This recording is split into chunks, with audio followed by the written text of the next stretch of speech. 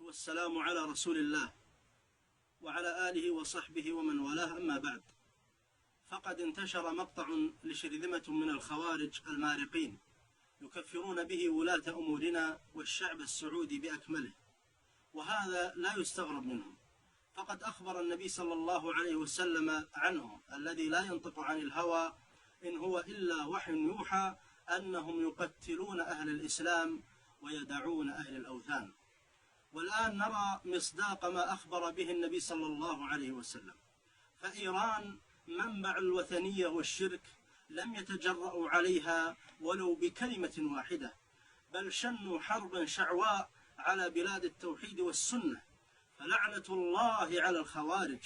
وهذه الأبيات ردا على ما قاله شاعرهم قطع الله لسانه: أنتو سعد شلة حثالة سرابيت، أنتو سعد شلة حثالة سرابيت، وأميركم مخفي وبه ألف شكة،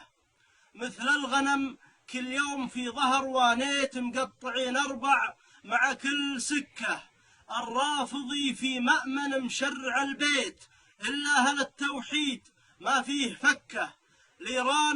لإيران لا يدعشي ما تماديت، لإيران لا يدعشي ما تماديت، كشرت لنيابك الخدام مكة، عند دعوة التوحيد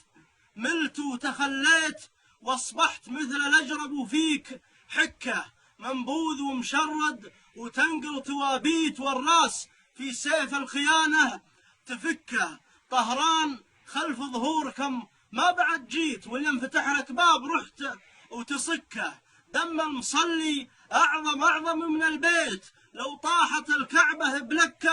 بلكه، يلي تسمينا تبع للطواغيت، الرافضي إن كان بك خير ذكه، أنتم حمير إيران عباد تلميت، ولا أهل التوحيد ما به مشكة، شلة سرابيت وتتبع سرابيت، وأميركم قبل أمس جالس يلكه.